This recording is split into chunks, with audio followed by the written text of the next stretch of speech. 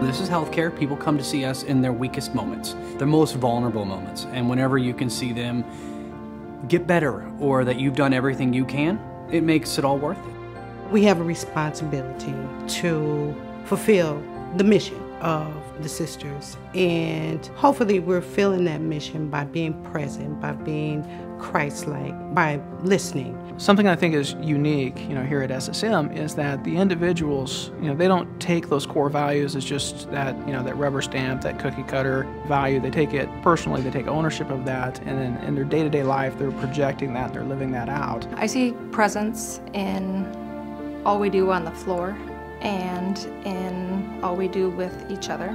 I make a daily choice to be present. You kind of check everything at the door when you're coming in and you're there for your patients.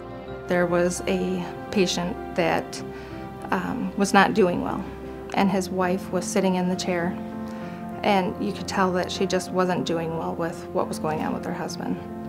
And I just sat with her and put my arm around her. People need that extra added emotional support. That's how people heal. People need somebody to be there for them. We need to talk to somebody, if we need to pray for somebody, if we need to just take a break and go upstairs to the chapel to pray for someone, we'll do it. A young 24-year-old man that came in on a drug overdose, and he reminded me so much of my youngest son. And when he started waking up and I started talking to him, and he shared lots of personal things with him and shared some of his life disappointments, and I could kind of compare it to some of the things that my children have gone through. Sometimes people pass judgment on patients and what trouble they've gotten into, and but when you actually find out why they're doing what they do, it makes your perspective of them a little different. I try to be there for the patients. That's why I'm here. I really try to remember things they do like and that they don't like. So I try to take the time and listen.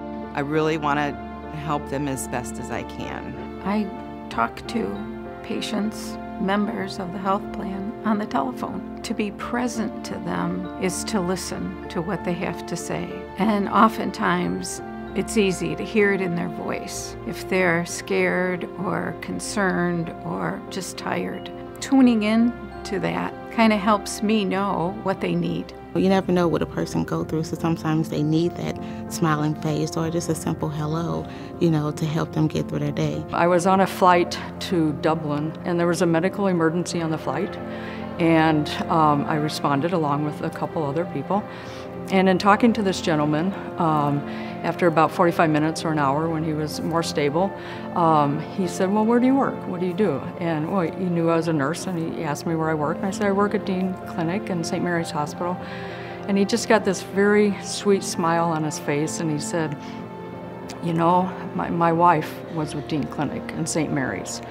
And he said, she died of cancer. But he said, you took such good care of her. And he said, you were all taking care of her then.